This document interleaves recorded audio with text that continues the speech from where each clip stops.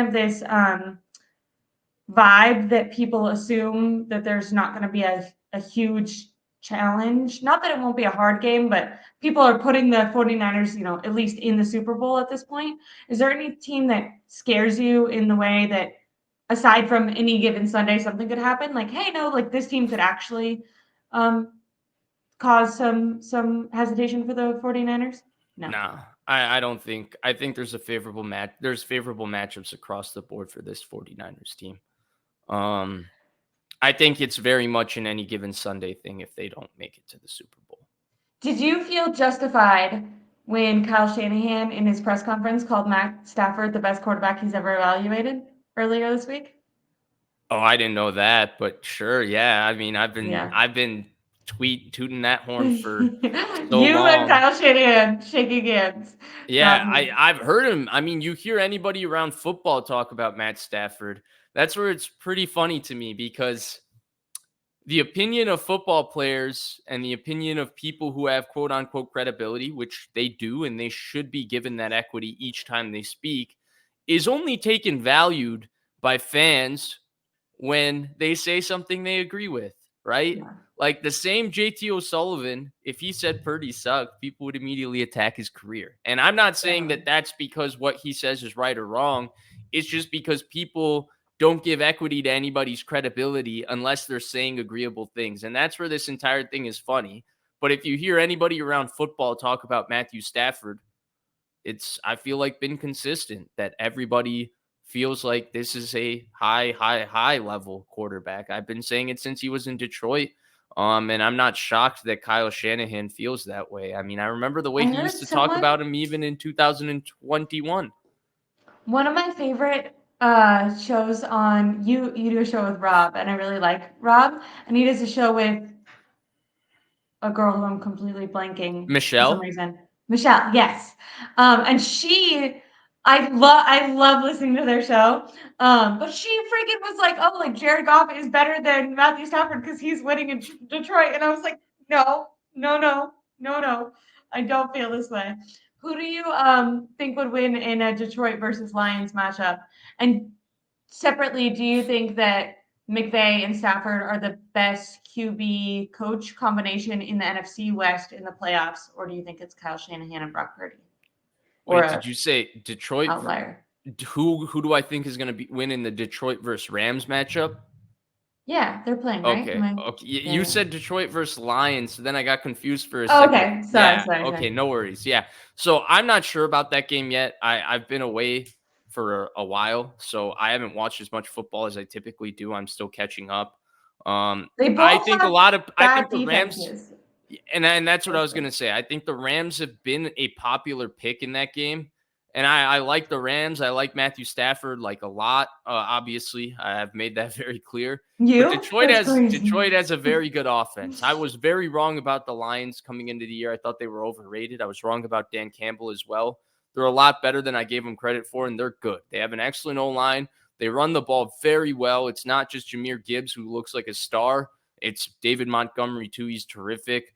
Obviously, you can rattle Goff with pressure, but I don't necessarily look at the Rams as just a team that can pin their ears back on the road and generate pressure that way, especially against the Lions' offensive line. I don't know that they're going to necessarily be able to stop the Lions at home with how aggressive Dan Campbell and Ben Johnson are going to be as well. Um, Obviously, I think the Rams are the popular pick. They're definitely the most dangerous road team in this playoffs because they have Stafford.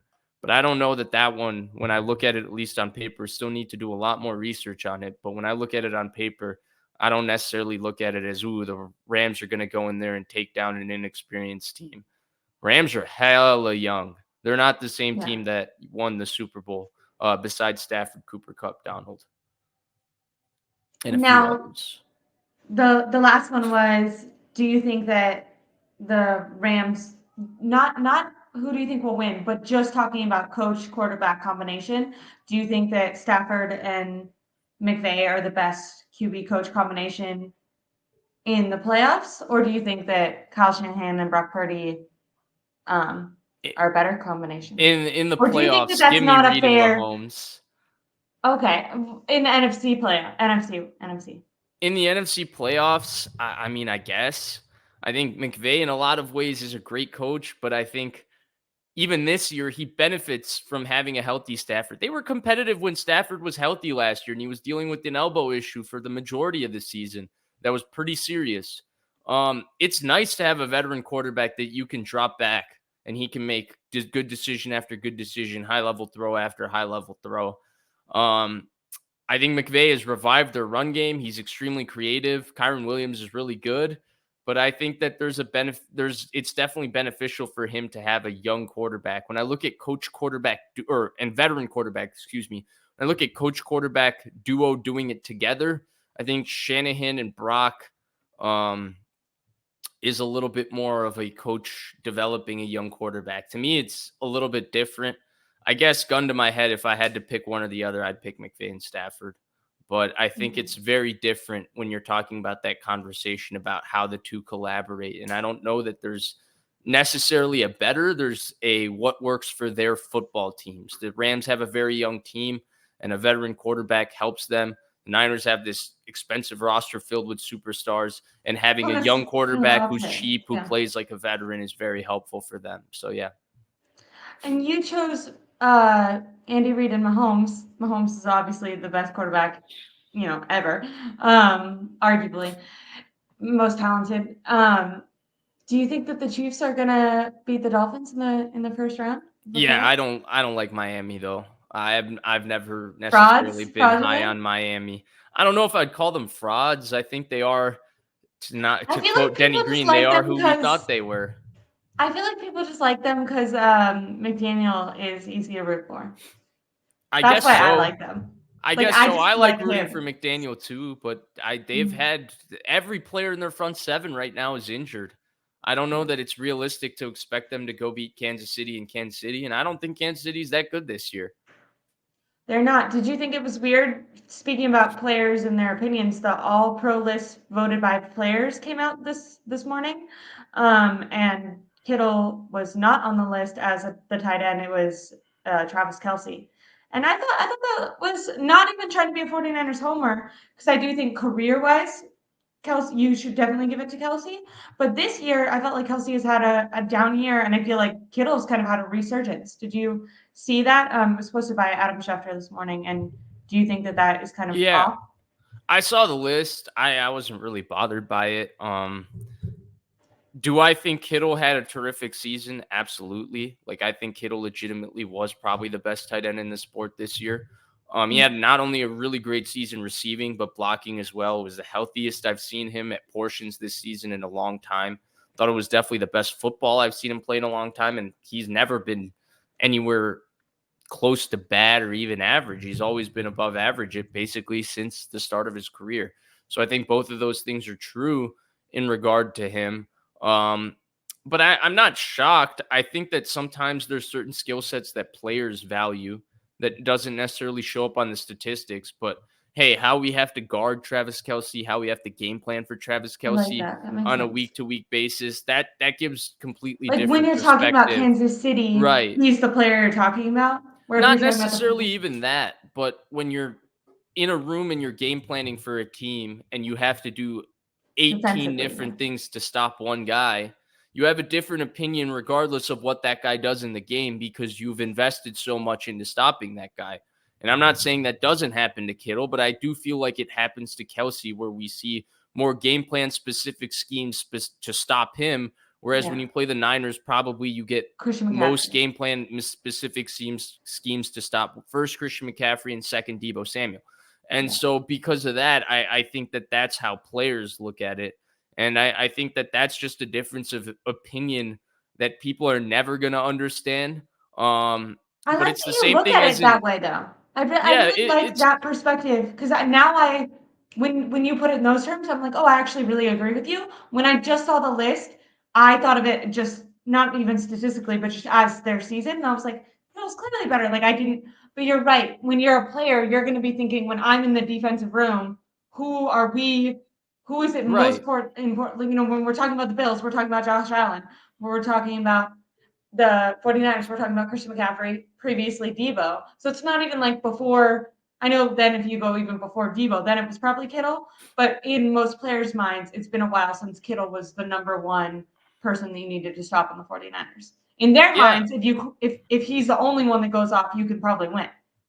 I don't know about Where all. if I you don't know about win, that. I don't know about that, but I do think if you're just comparing him to Kelsey, that's where you can have this perspective. Even though Kittle's numbers, excuse got me, too ahead of were myself. just better. Um, we're just better this year, and I think that's where I think that applies in any profession. By the way, one of my biggest pet peeves with how people talk about football is either it's just totally oriented based on their output on the field, which is part of it, right? That is an easy way to measure if somebody's better at something. What is their total statistical output? I think it plays into it. Or it's kind of a version of how would coach and teammates interact with me in my sports experience. And I'm parenthetical me in this case, quotations me. It's me as in anybody me. And so because of that, people immediately revert to what were their sports experiences. Well, for the majority of us, we're not professionals playing sports. Our sports experiences are having fun when we're 8, 9, 10, 11, Mhm. 12, 13 years old, playing with our friends, how we interact with our friends as teammates. Our friend's dad is the coach. Our friend's mom and our mom is bringing orange slices and chocolate milks for us after every game. So that's how we view sports. That's how we view leaving it on the line. For these guys, this is grown men making a profession. We should view it the same way we view our own jobs and how we view Yeah. people in our jobs. And for example, when you're in a job and you're in a profession, and this applies to any profession, it's just different based on capacity. There are certain people that you understand how valuable they are. You know what they do that makes them Yeah, so even valuable. for But sure, for if you sure. look at the output of the company, if you look at, hey, just the total statistics and all of that, another person might not be able to objectively look at that and say they're the ones that is most valuable. But when you're part of it, you totally understand who are the most meaningful people that make a job happen. And I think that's why you have certain differences of opinions between players and casual fans. And I'm not necessarily saying one is right or one is wrong. It's just that their perspectives on it are different because the fans are looking at output, which is one way to look at and measure if somebody is better at something. And then the players are looking at process because that's what they're involved in every day. And I think that's how you lead to this. I wouldn't be surprised, by the way, if Appreciate. Kittle does make the media all pro team when it's all said and done. I think you probably will too.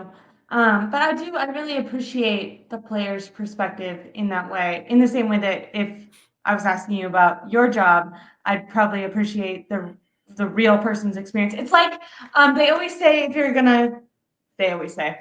I actually don't know if anyone's ever said this, but I think I've just heard it before. If you're gonna buy a house, you want to like go meet the people in the neighborhood. You don't want to ask the realtor about the neighborhood because the Right. realtor is gonna have their own ideas of maybe what they want to sell you or what's more profitable for them. Even if they're being honest, if they don't live in the neighborhood, they're just Mm-hmm. giving you their rundown. Versus if you're like meeting the actual people, they can be like, "Hey, at 6 in the morning down the block, Becky's always her dog's Right. screaming, whatever." Right. Exactly. Um, 100%. I like that.